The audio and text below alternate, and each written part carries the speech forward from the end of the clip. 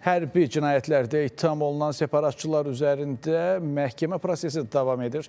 Bakı Hərbi Məhkəməsində aparılan bu proses 30 illik işğal dövründə törədilən ağır cinayətlərin hüquqi müstəvidə qiymətləndirilməsi baxımından xüsusi əhəmiyyət daşıyır. Çünki bu məhkəmə təkcə hüquqi hadisə deyil, 30 illik işğal dövründə törədilmiş cinayətlərə verilən tarixi və siyasi cavabdır. 2025-ci ilin yanvar ayından etibarən Bakı Hərbi Məhkəməsində keçirilən məhkəmə iclaslarında separatçı rejimin nümayəndələrinin Azərbaycan xalqına qarşı törətdiyi hərbi cinayətlər faktlar və sübutlar əsasında araşdırılır. Bunlar 2023-cü il antiterror əməliyyatından sonra separatizmin kökündən ləğv olunması və gələcəkdə bu kimi cəhdlərin qarşısının alınması baxımından mühüm siyasi mesaj daşıyır. 1988-ci ildən başlayan separatizmin mahiyyəti və işğalın ağır nəticələri məhkəmə zalında faktlarla üzə çıxarılır ki, bu da regionda davamlı sülhün yalnız ədalət və məsuliyyət üzərində qurula biləcəyini göstərir. Məhkəmədə bu insanların çox açıq, şəffaf şəkildə həm istintaq işinin aparılmasında bilirsiniz ki, məlumatlar tam şəkildə ictimaiyyətə bildirilirdi və məlumatlandırılırdı. Eyni zamanda biz məhkəmə prosesində tam açıq şəkildə ictimaiyyətə keçirilməsinin şahidi olduq ki, burada yəni artıq suallar da qalmasın. Həm şahid ifadələrində, həm təqsirləndirilən şəxslərin ifadələrindən də məlum olur ki, onlar cinayətlərini boynuna alırlar. Yəni düzdür, bəziləri qismən alır, bəziləri qismən alır, amma məhkəmə hər halda obyektiv aparılıbdır və bu prosesdə predmetin, yəni məhkəmə predmetinin kim olduğunu da üzə çıxarıbdır. Buna baxmayaraq bəzi xarici dairələr və ölkələr tərəfindən müxtəlif vaxtlarda məhkəmə prosesi ilə bağlı əsassız iddialar səsləndirilir. Güya təqsirləndirilən şəxslərin hüquqlarının pozulduğu iddia olunur. Millət vəkilləri isə bu fikirlərin reallıqdan uzaq olduğunu və prosesin tam şəkildə beynəlxalq hüquq normalarına uyğun aparıldığını bildirirlər.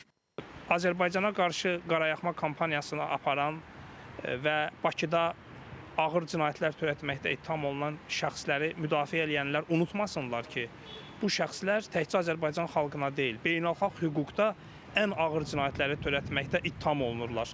Hansı ki, genosid cinayəti Azərbaycan xalqının vətəndaşlarını, dinc vətəndaşları, mülki vətəndaşları qətliam etmək, öldürmək, onların mülkiyyətini dağıtmaq və Azərbaycan dövlətinin, Azərbaycan xalqının beynəlxalq hüquqla tam haqqı var ki, Azərbaycan ərazisində törədilmiş cinayətlərə görə, yurisdiksiyaya görə Azərbaycan ərazisində bu məhkəmə keçirilir. Biz heç bir ölkədən, heç bir beynəlxalq təşkilatdan bununla bağlı icazə alası deyilik. Beynəlxalq hüquqa uyğun öz məhkəməmizi həyata keçiririk. Çünki bu şəxslər Azərbaycan xalqına qarşı bilavasitə cinayət törətmiş şəxslərdir. Millət vəkillərinin sözlərinə görə bu cür manipulyativ yanaşmaların əsas məqsədi separatçı cinayətləri kölgədə qoymaqdır. Halbuki məhkəmə prosesi 30 il ərzində törədilən cinayətlərin sənədləşdirilməsi və cəzasızlıq anlayışına son qoyulması baxımından mühüm mərhələdir. Buna nə təəccüblənirik, nə də ki, bu bizi hansısa formada məyus edir. Çünki bugün onlar artıq Bakıda Azərbaycanın hüquq mühafizə orqanlarının apardıqları çox mükəmməl iş sayəsində mühakimə olunurlar və layiqli hüquqi cavablarını da aldılar. Bu niyə görə çox vacibdir?